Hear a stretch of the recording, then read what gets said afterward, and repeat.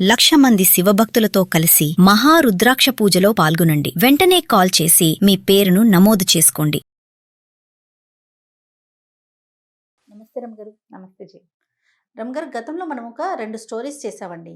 సలహాలు అమ్మబడును అని, సలహాకి ఇంత డబ్బులని, అలాంటివి 2 చేసాం. అలాంటివి ఇంకేమైనా ఉన్నాయండి?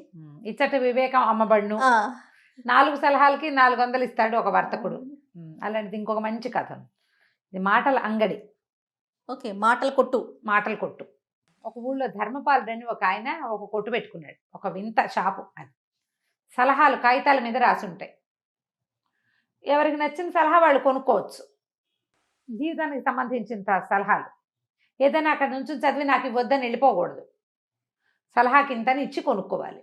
సరే, అందులో ఒక ఆయన, ఒక ధనగుప్తుడని ఒక ఆయన వచ్చి సరదాగా చూద్దామని ఒక 3 సలహాలు కొనుక్కున్నాడు.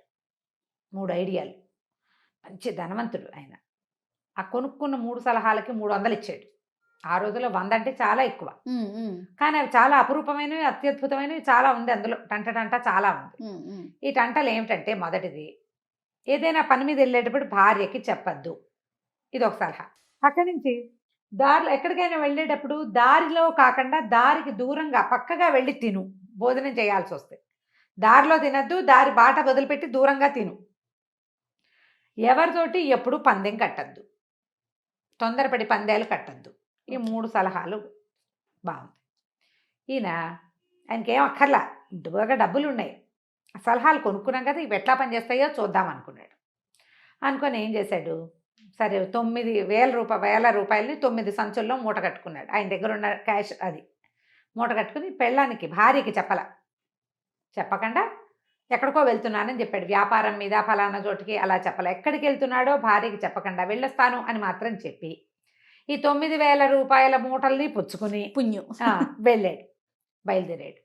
భార్యకి చెప్పకుండా వెళ్ళు అనేది ఒకటి. చూద్దాం దీనివల్ల ఏమవుతుందో. ఫిల్ చేశాడు దాన్ని. మొదటిది ఫుల్ఫిల్ చేశాడు.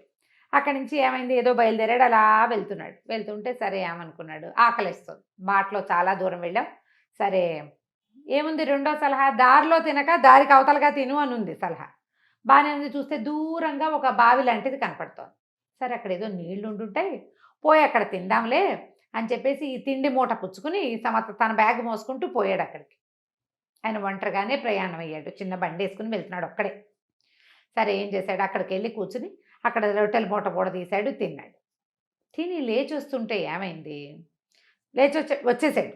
వచ్చిన తర్వాత ఆడంగు చేరాడు. తను వెళ్ళదలుచుకుని ఊరికి చేరేసరికి దగ్గరే, ఆ ఊరు ఎక్కువ దూరం కాదు. చేరిన తర్వాత చూసుకుంటే 9 మూటల్లో 8 ఉన్నాయి, 9 మూటలేదు. ఆయన ఇట్లా ఎక్కడో పెట్టుకున్నాడు సంచి.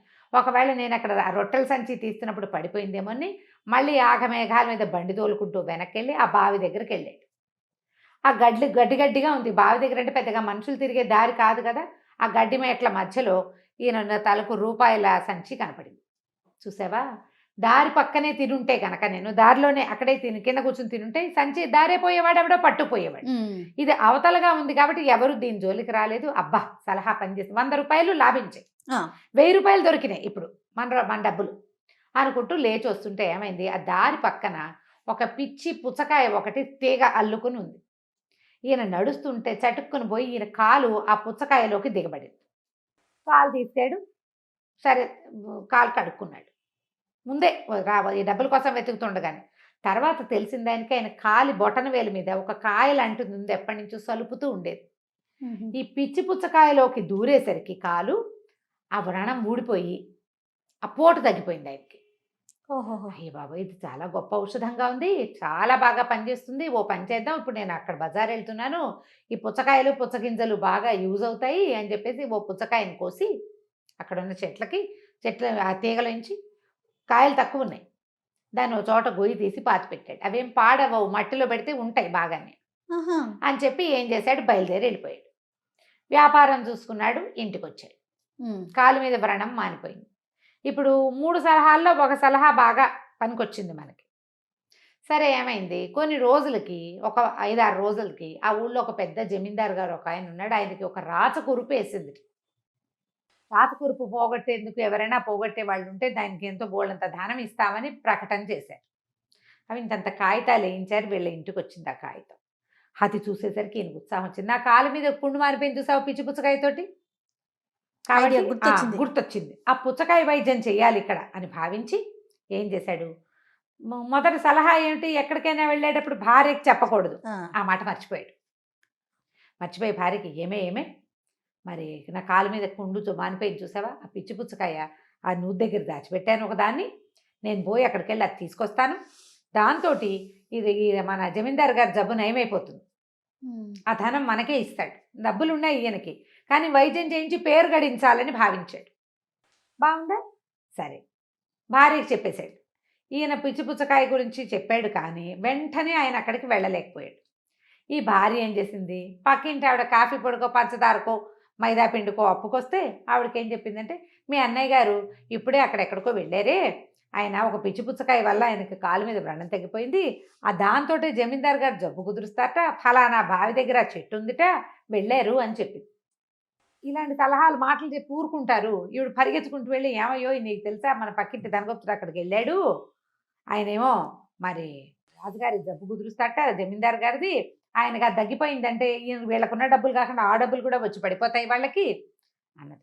అనగానే ఇతను కూడా చకచకా లేచి బయలుదేరాడు. మనకు తెలిసింది పిచ్చి పుచ్చకాయ బావి దగ్గర ఉన్నది.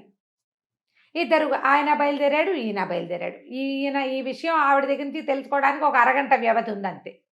ఇద్దరు కలిసి ఒకే దారిన బయలుదేరారు. బయలుదేరాక బాటలో కలుసుకున్నారు. ఎక్కడికి అప్పుడు ఏమన్నాడు, ఎక్కడికి వెళ్తున్నారంటే రాజుగారి వైద్యానికి వ్రణానికి వైద్యం చేయటం కోసం మందుల కోసం బయలుదేరానని చెప్పాడు పక్కింటి ఆయన. పుచ్చకాయ కోసం అని చెప్పబోయేసరికల్లా మన ధనవంతుడు ఉన్నాడుగా ఈ గుప్తా గారు అన్నాడు చాలా జోరుగా, రాజుగారి జబ్బు దేంతోనేమవుతుందో నాకు ఒక్కడికే తెలుసు అన్నాడు. నాకు తెలుసు అన్నాడు పక్కింటి ఆయన. వీడెవడికో ఎలా తెలుస్తుంది, నేను నా కాలు పుండు కదా మానింది. దాంతో ఈయన ఉద్వేగంలో మూడో సలహా మర్చిపోయాడు. ఎవరితోటి పందెం కట్టద్దు అని ఉంది కదా సలహా, ఆ మాట మర్చిపోయి నాకే తెలుసు పందెం కట్ట కావాలంటే అన్నాడు. అనగానే సరే ఇద్దరు కలిసి వాదులాడుకుని పందెం కుదుర్చుకున్నారు.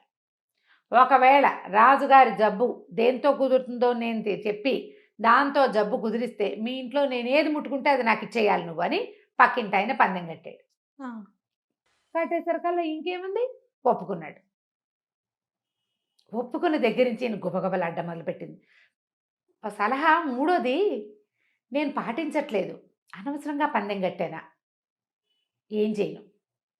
ఒకవేళ వీడు నిజంగానే ఆ పుచ్చకాయ కనుక తెచ్చి ఆయన రోగం కానీ కుదిరిస్తే వీడు పరిగెత్తుకుంటూ మా ఇంట్లోకి వచ్చి మా ఇనపెట్ట ముట్టుకుని ఇది నాకు ఇమ్మంటే నేనేం చెయ్యాలి?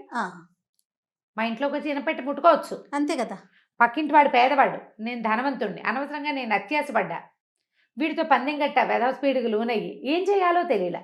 ఈ లోపల ఏమైంది, పక్కింటి ఆయన చాలా జోరుగా నడుచుకుంటూ వెళ్ళిపోయి ఈయన ఎక్కడ పుచ్చకాయ దాచిపెట్టాడో ఆ పుచ్చకాయ తీసేసాడు. కాదు కూడదనేందుకు అవకాశం లేకుండా తన బండెక్కి ఆగ మేఘాల మీద జమీందారు దగ్గరికి వెళ్ళిపోయాడు. ఈయన 2 మిస్టేకులు చేసేసాడు ఆల్రెడీ. భార్యకి చెప్పేశాడు, పందెం కట్టేశాడు. వెంటనే అతను జమీందారు దగ్గరికి వెళ్ళేసరికి ఇతనికి తెలిసిపోయింది, గ్యారంటీగా వీడు మన ఇంటికి వచ్చి రాజుగారి దగ్గర నుంచి డబ్బులు, జమీందారు దగ్గర నుంచి డబ్బులు తెచ్చుకుంటాడు, మన ఇంటికి వచ్చి ఈయన పెట్ట ముట్టుకుంటాడు. పరిగెత్తుకుంటూ ఇతను ఏం చేశాడు, వెళ్ళి ఇంటికి కాదు ధర్మపాలుడి దగ్గరికి వెళ్ళాడు. మాటల సలహా అంగడి, మళ్ళీ మాటల అంగడి ఉంది కదా, అక్కడికి పరిగెత్తి, బాబు నువ్వు 3 సలహాలు ఇచ్చావు, మొదటిసారి బాగానే పాటించాను, మొదటి 2ను తెలివి తక్కువగా, మళ్ళీ మొదటిది పాటించలేదు, చివరిది పాటించకుండా ఇలా ఇరుక్కున్నాను, మా ఆవిడికి చెప్పడం పొరపాటైపోయింది, అదేమో పక్కింటి ఆవిడికి చెప్పేసింది, మా ఆయన ఫలానా పని మీద వెళ్ళాడని, వాళ్ళేమో నాకు ఈ ప్రాబ్లం వచ్చింది, ఇప్పుడు వచ్చి ఆయన నా ఇనపెట్ట ముట్టుకుంటే నేనేం చేయాలంటే ఈయన అన్నాడు, నువ్వు క్షణాల్లో వెళ్ళిపో, ఈ సలహా నీకు ఫ్రీగా ఇవ్వను, 100 రూపాయలు నువ్వు ఇవ్వాల్సిందే అన్నాడు. ఇచ్చేస్తాను 100 రూపాయలు, ఇచ్చేస్తే నువ్వు ఓ పని చెయ్యి, పరిగెత్తుకుంటూ వెళ్ళి నీ ఇనపెట్టని ఎవరితోటన్నా సహాయం బట్టి అటక మీదకి ఎక్కించు, అటక్కి నిచ్చెనేసి పెట్టు, నేను వస్తానన్నాడు. పక్కింటి ఆయన ఆ పుచ్చకాయ పట్టుకెళ్ళి రాజుగారికి జమీందారికి వైద్యం చేసేసాడు. ఆ పుచ్చకాయ సగానికి కట్ చేసి రాచపుండు మీద పెట్టేసరికి పుండు మెల్లిగా మానుబట్టేసింది. పిచ్చి పుచ్చకాయే దానికి వైద్యం అని చెప్పాడు. ఆ తర్వాత అక్కడెక్కడ ఉన్న పుచ్చకాయలు తెచ్చి మిగిలిన మచ్చలు కూడా వాళ్ళు పోగొట్టుకుంటారు. అసలు మెయిన్ ప్రాబ్లం తగ్గిపోయింది కదా, పుండు మానిపోతుంది. ఆయన చకచకా నడుచుకుంటూ వచ్చేసాడు. వచ్చేసి భార్యతో సహా ధనగుప్తుడి ఇంట్లోకి వచ్చాడు. ఏది ముట్టుకుంటే అది ఇచ్చేయాలి, మరి జాగ్రత్తగా చేతులు దగ్గర పెట్టుకుని వచ్చాడు లోపలికి. లోపలికి వచ్చి చూస్తే వీళ్ళింట్లో హాల్లో ఓ పక్కగా భవ్యంగా కనపడే ఇనపెట్టే బోసిగా కనపడింది. దానికోసం అటు ఇటు చూస్తే అది అటక మీద కనపడుతోంది. అటక మీద నుంచి తీసుకోవాలి, ముట్టుకోవాలంటే ఏం చెయ్యాలి? ముందు నిచ్చినెక్కాలి. ఎక్కాలంటే చెయ్యకుండా కుదురుతుంది, కుదరదు. ఈయన ఏం చేశాడు? చెక్కమని వచ్చి ఆ నిచ్చెన పట్టుకుని ఎక్కబోయేసరికల్లా ఈయన ధనగుప్తుడు, మన గుప్తా గారు ఉన్నారు కదా, ఈయన నిచ్చెన మీద చెయ్యేసావా? నీదే అన్నాడు. అనేసరికి నేను నిచ్చెన మీద చెయ్యలేదు, నిచ్చెన ఎక్కి పైన ముట్టుకుందాం అనుకున్నాను అనేసరికి ఈయన వచ్చాడు ధర్మపాలుడు. నువ్వు పందెం ఏమిటి? ఏది ముట్టుకుంటే అది. నువ్వు గుమ్మ ముట్టుకోవాలా, గోడ ముట్టుకోవాలా? నిచ్చెన ముట్టుకున్నావు, నిచ్చెన నీది, నిచ్చెన ఇస్తాం పట్టుకో. పందెం ప్రకారం నిచ్చెన ఇచ్చేస్తాం. ఇతనికి ఏం చేయాలి? ప్లాన్డ్గా అడగటం ఆలోచించుకుని రాజుగారి డబ్బులు వస్తే వీళ్ళ డబ్బులు కొట్టేద్దాం అనుకున్నాడు. కానీ అది కుదరలేదు. ఎందుకంటే ఈయనకి ఏంటి, సలహా చెప్పడానికి ఒక మహానుభావుడు ఉన్నాడు కనీసం. ఇప్పుడు ఈ 3 సలహాలు పాటించినట్టే. జాగ్రత్తగా ప్లాన్డ్గా పాటిస్తే బాగానే ఉంటుంది. అందుకని గుప్తమైన విషయాల పనుల మీదకి వెళ్ళేటప్పుడు ఓపెన్గా విషయం అంతా వైఫ్స్కి చెప్పకపోవటమే మంచిది. అమ్మగారు కొంచెం చెప్పాలి. ఎక్కడికి వెళ్తున్నావో చెప్పకుండా వెళ్ళిపోతే అక్కడ ఏదైనా పంపునిపోతే ఎట్లా? అదే కదా. అందుకని కొంచెం వేగ్గా చెప్పాలి, చెప్పి చెప్పాలి. అసలు చెప్పకుండా ఉండకూడదు. ఎప్పుడు దారి మీదే కూర్చుని అన్నాలు తినేటప్పుడు మనం మామూలుగానే దారే పోయే వాళ్ళందరూ మనం చూస్తారు. మనం కూడా రోడ్ల మీద తినం, కార్లో పక్కకు ఆపుకుంటాం కదా, అవునా? తర్వాత ఎవరితోటైనా పందాలు కడితే కొంప మునిగిపోదు. ఎందుకు వచ్చిన పందాల్లో ఆస్తులు పోగొట్టుకున్న వాళ్ళని చూడాలా ఇప్పుడు మనం కదా, ఎంతెంత డబ్బు పోతుంది. 3 పాత సలహాలు పాటించదగినవే. కానీ ఇప్పుడు కూడా అలా ఎవరైనా ఉంటే బాగుంటారు అమ్మగారు, సలహాలు చెప్పేవారు. అంటే మరి మీరు వింటామంటే మేము చెప్తాం. సలహాలు 100 కాదు, 1000 కావాలి. సలహాలు కావాలి, కానీ మాకు నచ్చినట్లుగా ఉండాలి ఆ సలహా. అది కదా సమస్య. అంతే కదా. ఇప్పుడు బ్రీఫ్గా ఒక 4 మంచి వాక్యం చెప్తాను జయ. ఎందుకు మనకి ఎవరో సలహా చెప్పక్కర్లా, మామూలుది. సత్యం వద, ధర్మం చెర, ఇలాంటివి చెప్తాం. అవి పాటిస్తాం. మనం పాటించమే. మనకు మహావాక్యాలు ఉన్నాయి బోల్డ్ అన్ని. మనం ఏంటంటే మన సిచ్యువేషన్లో మనకి నచ్చినట్టుగా, మనం ఏదనుకుంటామో దానికి తగినట్టుగానే సలహా కావాలి. దానికి వ్యతిరేకమైన సలహా పాటించరు. అది మనకు నచ్చిన సలహానే కావాలి. అంతే. ఏదైనా దేనికైనా సమాధానం మనకి నచ్చినట్టే కావాలి. మనం వేసుకునే బట్టల్లాగానే ఉండాలి. మన చాయిస్ ప్రకారమే సలహాలు తీసుకుంటాం. ఇప్పుడు ఒక బిజినెస్ నేనే చేద్దాం అనుకున్నా, నువ్వు చెప్తావు నాకు, ఎందుకంటే రమ్మగారు ఏదో అవన్నీ చెప్తావేంటి ఇప్పుడు? అలాంటి బిజినెస్లు ఎందుకు రమ్మగారు అంటే, జేకి నా మీద కుళ్ళు అనిపిస్తుందా? అంతే. పైగా మనం చేయదలుచుకున్న బిజినెస్ని సమర్థించే వాళ్ళే మనకి నచ్చుతారు. అంతే. నో అంటే వాళ్ళు నచ్చరు. ఇది మంచిది కాదు అని చెప్పేవాళ్ళు, వాళ్ళు వద్దన్నారని వాళ్ళు మానేసామని గింజుకుంటూనే ఉంటాం మన జీవితాంతం.